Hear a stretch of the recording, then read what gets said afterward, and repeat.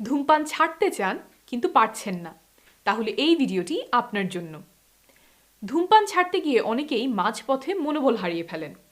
তাই প্রথমেই বুঝিয়ে বলছি ধূমপান করলে আপনার শরীরের ভেতরে কি কি ঘটে। এতে আপনার ইচ্ছাশক্তি মজবুত হবে। আপনারা জানেন অক্সিজেন ছাড়া মানুষ বাঁচতে পারে না। আমাদের নিঃশ্বাসের সাথে অক্সিজেন প্রথমে ফুসফুসে যায়, সেখান থেকে ঢুকে যায় রক্তে। ফুসফুসে আছে কোটি কোটি বায়ুথলি।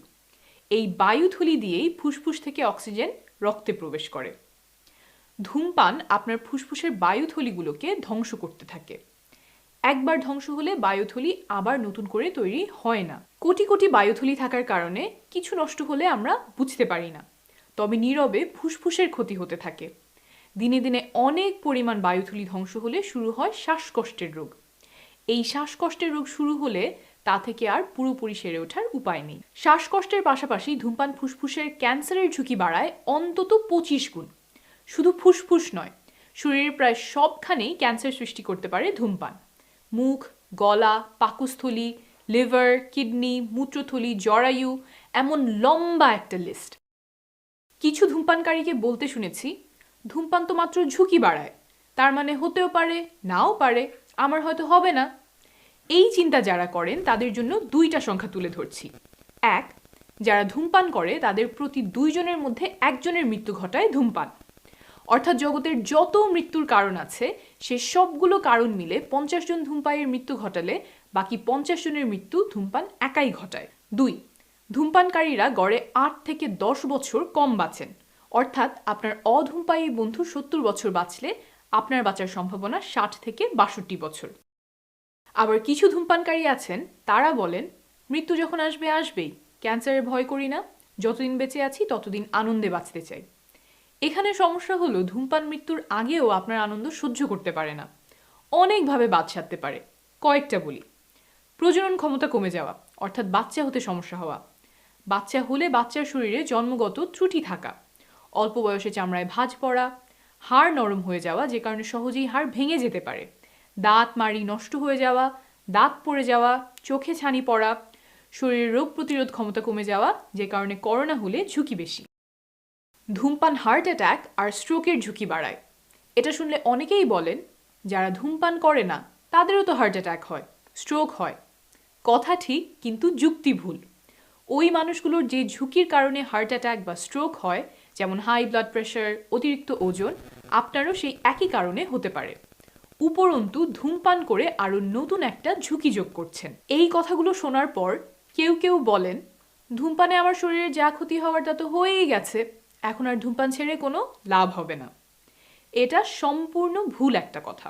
আপনি যত দিন ধরেই ধূমপান করেন না কেন, যেই মুহূর্ত থেকে আপনি ধূমপান ছাড়বেন তখন থেকেই আপনার শরীর নিজেকে মেরামতের কাজ শুরু করে দিবে। কি মেরামত করে? শেষ সিগারেট খাওয়ার 20 মিনিটের মধ্যেই হার্টবিট আর ব্লাড প্রেশার স্বাভাবিক হয়ে আসতে থাকে। 8 ঘন্টার মধ্যে রক্তে অক্সিজেনের পরিমাণ স্বাভাবিক হতে শুরু করে। 48 ঘন্টার মধ্যে শরীর থেকে সব ক্ষতিকর কার্বন মনোক্সাইড দূর হয়ে যায়, নাকের ঘ্রাণ আর মুখের স্বাদ ফিরে আসে। 72 ঘন্টার মধ্যে শ্বাসতন্ত্র প্রসারিত হওয়া শুরু করে, ফলে শ্বাস নেওয়া সহজতর হয়। 3 থেকে 9 মাসের মধ্যে ফুসফুসের ক্ষমতা 10% পর্যন্ত বাড়তে পারে। 1 বছর পর আপনার হার্ট অ্যাটাকের ঝুঁকি অর্ধেকে নেমে আসে। 5 বছরের মধ্যে মুখ, গলা, খাদ্যনালী আর মূত্রথলির ক্যান্সারের ঝুঁকি অর্ধেকে নেমে আসে। জরায়ুর ক্যান্সার আর স্ট্রোকের ঝুঁকি একজন অধূমপায়ীর সমান হয়ে যায়।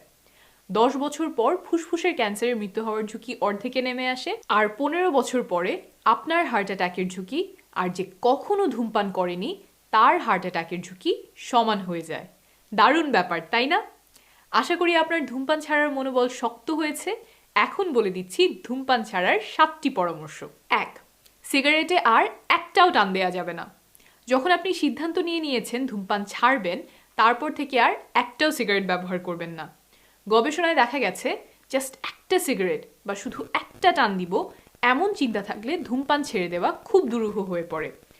একটা টান দেওয়ার পরে বেশিরভাগ ধূমপানকারী আবার আগের মতো ধূমপানে ফেরত চলে যায়।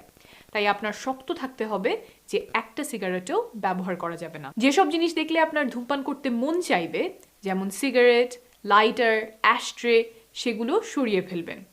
যেসব জায়গায় আপনি ধূমপান করতেন পারলে সেখানে যাওয়া আসা এড়িয়ে চলবেন। যেই সময়ে আপনি সাধারণত ধূমপান করতেন সেই সময় নিজেকে অন্য কাজে ব্যস্ত রাখবেন।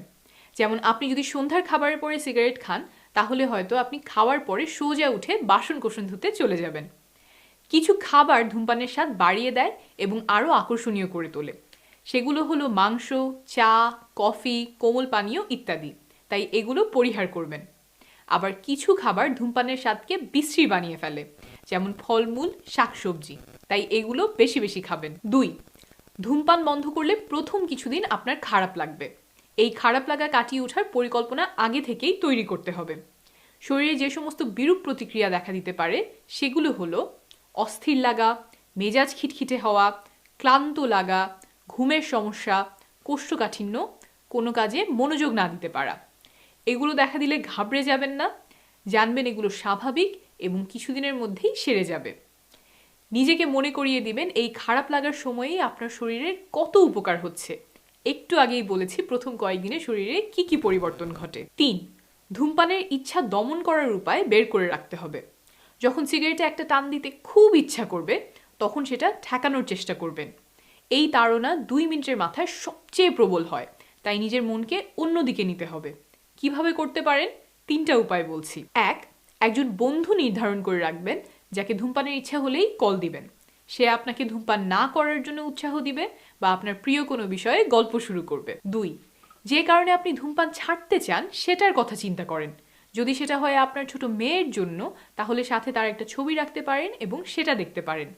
যদি কিছুদিনের মধ্যে বাচ্চা নেওয়ার পরিকল্পনা করে থাকেন নিজেকে মনে করিয়ে দিন এই ধূমপানের কারণে আপনার বাচ্চা শরীরে ত্রুটি নিয়ে জন্মাতে পারে।